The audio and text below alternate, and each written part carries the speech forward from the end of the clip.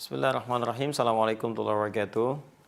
Sahabat-sahabatku dimanapun Anda berada, semoga Allah senantiasa memuliakan kita semua, mengampuni dosa-dosa kita, dan membimbing kita untuk lebih baik dari hari ke hari. Kita coba kembali untuk membahas pertanyaan-pertanyaan yang teman-teman sampaikan. Insya Allah, mohon bersabar ya. Barangkali ini butuh berapa hari nih setelah puasa, mungkin kalau sehari satu masih butuh waktu ya. Coba kita lihat yang ini nih. Apabila seorang wanita yang sudah pernah menikah lalu berpisah ya dan merencanakan menikah lagi, tapi dari pihak keluarga kurang merestui karena alasan jauh, akan tetapi tetap bersikukuh untuk menikah, apakah berdosa? Jazakallahu khair. Kasus ini kalau kita lihat dalam Al-Quran, teman-teman buka Al-Quran surah Al-Baqarah ayat 232 ya.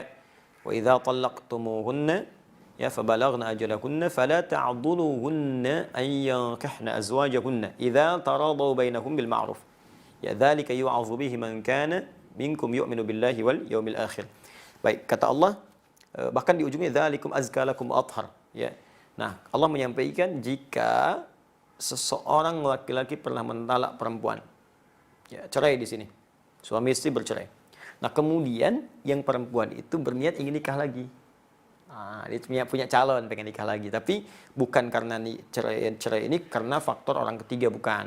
Kalau itu minta cerai karena alasan orang lain, itu dosa hukumnya. Ingat, orang perempuan yang minta cerai bukan pada hal yang dibenarkan oleh agama, tidak dibenarkan secara syariat, maka diharamkan baginya mencium bau surga. Hati-hati. Ya, jadi perempuan-perempuan hati-hati. Kecuali kalau syarat satu dibenarkan. Ya, kalau dari perempuan misalnya minta mengajukan khulu' karena perilaku laki-laki, misal, mohon maaf, dibuktikan secara meyakinkan menzolimi secara fisik, ya, bisa menyebabkan misalnya fisik terluka, bisa mengancam kepada nyawa, ya. Atau yang kedua bisa mengancam kepada iman, ada yang ke fisik, ada kepada iman. Pada iman itu dilarang sholat, disuruh minum minuman, disuruh mabuk, disuruh macam-macam yang buruk lah ya. Nah itu terancam itu dan tidak bisa dinasehati, tidak bisa difasilitasi, tidak bisa ditengahi. Maka boleh mengajukan khulu namanya ya untuk perpisahan.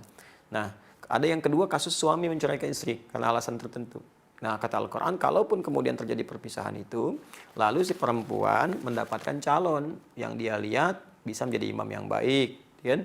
Persyaratan-persyaratan kebaikan terpenuhi secara syar'i, maka nasihat Al-Qur'an fala ta'dhuluhunna, kata Allah, hei para wali, jangan persulit mereka untuk menikah.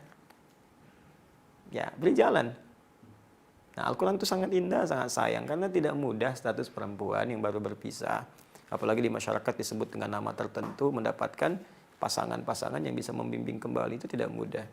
Ya, tidak mudah, karena itu Al-Quran begitu melihat peluang seperti itu, dicek dulu.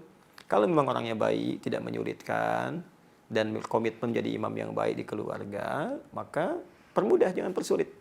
Karena tidak mudah menemukan lagi kemudian orang yang ingin membimbing. Nah, jadi itu kondisinya. Nah, ini alasannya karena jauh. Alasan jauh itu kan relatif. Ya, jauh sekarang mudah dijangkau. Ya, ada dengan jauh itu termasuk bukan termasuk syarat syariat. Ya, bukan termasuk syarat syariat. Coba bayangkan, bukankah banyak juga sekarang orang bilang LDR, ya. Masya Allah ada hubungan jarak jauh gitu. Nah, tapi mohon maaf, kalau kita lihat zaman-zaman dulu juga betapa banyak orang-orang menikah dan LDR itu sering terjadi. Bahkan dulu nggak ada gadget, ya, nggak ada media sosial, nggak ada telepon sama sekali. Kontaknya paling-paling kontak batin, terus datang kemudian hari. Ya, bukankah Nabi Ibrahim pernah terpisah jauh? Ya, tapi bukan alasan kalau ada komitmen untuk datang. Beliau di Palestina, Sayyidah Hajar dengan Ismail kemudian di Mekah, bisa ditengok. Datang, ditengok, dilihat, kan perkembangan dan sebagainya. Ini komunikasi sekarang banyak. Jadi pastikan bahwa suami itu amanah. Ya, kemudian juga bisa memberikan nafkah yang cukup, sifatnya terpercaya. Ya, kemudian juga bisa melindungi, memberikan kasih sayang. Kalau itu terpenuhi, maka keluarga memudahkan. Saya kira begini, ini yang bertanya, kalau ini akhwatnya, jelaskan ke keluarga dengan baik. Jangan berkonflik. Jelaskan. Dan berikan keyakinan. Karena boleh jadi keluarga itu menolak, bukan karena tidak menginginkan. Boleh jadi dalam konteks ini ingin melindungi. Kadang-kadang kasih sayang itu kalau tidak dikomunikasikan dengan baik, ya jadi salah paham pada ujungnya dan salah penilaian. Ya, sama hal-hal yang kadang-kadang kita menulis di WA karena nggak ada ekspresi, ya keterimanya bisa lain.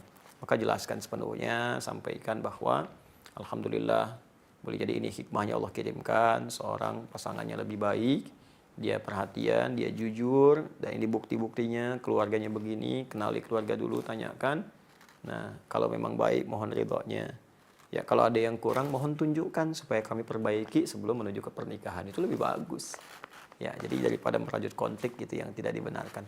Lagi sekarang bulan Ramadan ya, kalau ini kemudian kita ingin sampaikan. Saya kira itu, teman-teman, cukup dulu ya.